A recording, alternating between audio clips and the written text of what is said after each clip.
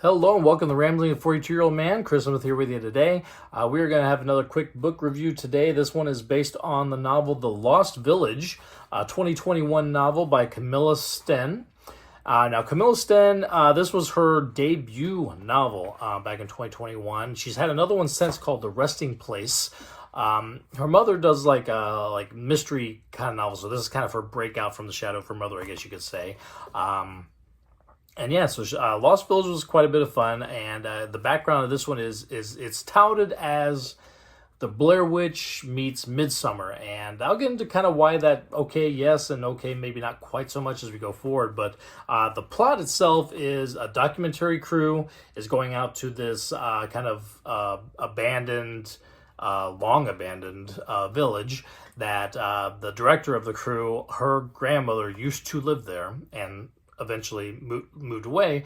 The rest of her family stayed, and at some point in the past, they all disappeared, except for a newborn baby that was found still alive, and a woman who was kind of strapped to like old-fashioned, like you think of like medieval, well, I don't know what you call them, racks when they're hanging, and this poor woman had been stoned to death.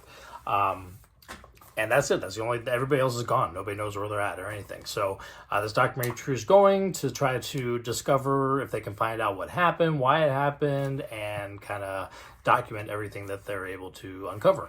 Like I said, the director of the film crew has ties to the village from it being where her grandmother was born, and then one of the other people that she brings along is actually the related somehow to that baby that was left in the village, that was found in the village. I believe her mom was the actual baby, so it's kind of like the descendant from that line. So here's where like the Blair Witch thing I can sort of see with the present day stuff. And the reason why I say present day stuff is because a good chunk of this book is flashbacks. It kind of goes back and forth between present day and flashbacks as you kind of see the village back, the events that kind of took place that led to all these people disappearing, and in the present day, the people trying to figure out and find out on their own what's happening.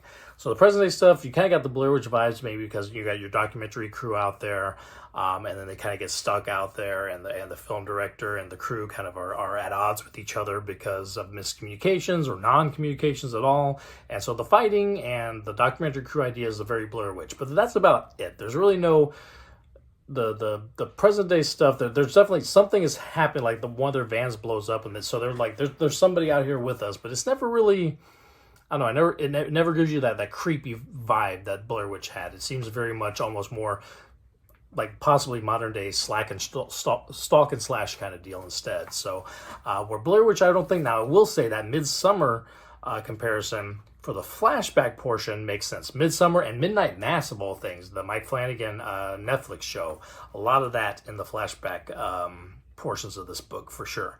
And so I see that more, like I said, the Midsommar thing definitely more than the Blair Witch part of it.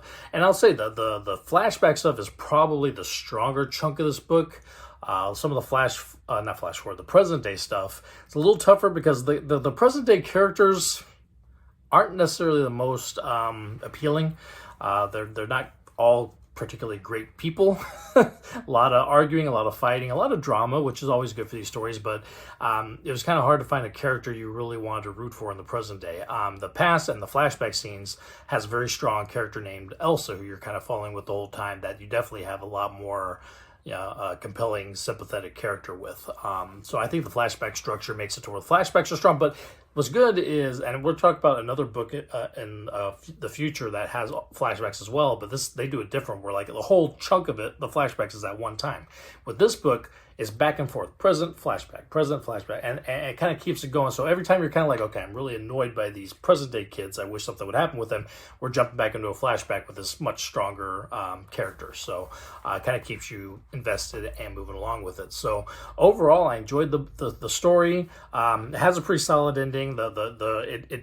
It's not ambiguous. It tells you exactly what it was that happened to the village, why everybody disappeared, the reasoning and stuff like that.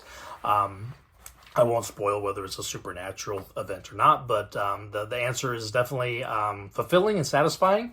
I talked about a book the other day that I said the ending kind of whiffed a little bit, but this one has a really strong ending, and by the time you get there, everything kind of makes sense what's going on. So enjoyed that one. That one is called The Lost Village, 2021 book by Camilla Sten.